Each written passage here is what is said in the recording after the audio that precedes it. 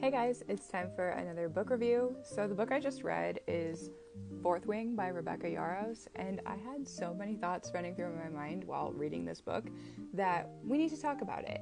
And this review is spoiler free, so like, share, and save this video if you've been thinking about wanting to get into Fourth Wing. Alright, let's go. So the book starts off with our girl Violet Sorengale. She's a 20-year-old 5'0", brittle-boned girl who gets put into the Basgiath War College, I don't know if I'm saying it right, by her mother, who is the general and the headmaster of the school. And the entire time I was reading this book, I kept thinking that this school was like a more cutthroat version than Hogwarts. So to put it into Wizarding World terms, the school is split up into 3 houses. So the students who attend are basically put into different houses depending on their skills. So the first house is called the Healers, and these are the people who basically heal and mend other writers and archivists and anyone else. The second one are the Scribes, and these are the people who take notes in the archives. They're constantly working underground in the archives, jotting down history and stuff.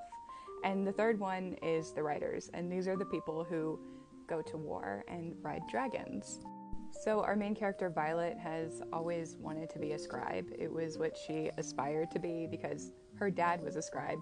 But her mother, who is the general and the headmaster, decides to play the sorting hat and put her into the writer's quadrant because all of her siblings before were writers, her mother is a writer, and she said that it would be like a travesty if her final daughter wasn't a writer too. And even after I finished this book, I still don't know if her mother hates her or just believes in her. I guess we'll see. So the book follows Violet's first year at Basgiath as a writer and all the trials and ways that she has to adapt to become a writer, knowing full well that she could die at any minute of the day. Characters in here just die left and right. So my takeaway on this book is that I didn't really know what to expect. I had heard mixed reviews on it. Some people loved it, and some people just told me that it was like dragon smut and not really worth the read. So I was really pleasantly surprised to find out that the plot is much more than that. This book actually has heavy themes of war and deployment and political undertones, and it's also about making bonds with, in this case, your fellow writers, as well as commentary of trying despite all the odds being against you.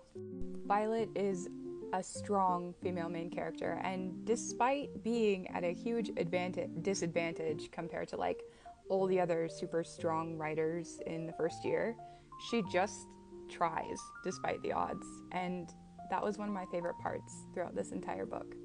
The dragons were awesome, and they were actually really lifelike. They had a character of their own, which is something I really enjoyed. The romance aspect between Violet and Xaden was incredibly enjoyable, especially in chapter 30. And overall, I'll be reading the sequel because I'm interested to see how it leaves off after the cliffhanger, to see how the characters adapt and grow after everything that happened in this book.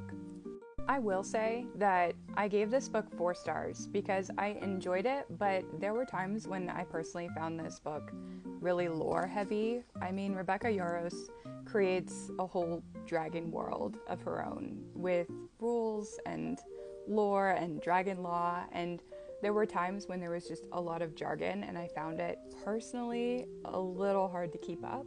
But this book is foundational, so I will be interested to see how all of that lore translates over into the next 2 books. It'll be interesting to see. So all in all, read this book if you're looking to read a romantasy series that has themes of war and romance and dragons, of course. And the next book I'm reading is The Cruel Prince by Holly Black. I've only made it to chapter 2 so far, so I don't even really have any thoughts on it, but stay tuned for my review on this when I finish the book. And yeah, thanks for watching the video. Have you read Fourth Wing? I would love to know your thoughts in the comments. Do you like the entire series? What's like your favorite book in the series? Let's talk about it. Also, be sure to follow for more bookish content, and I will see you next time. Bye!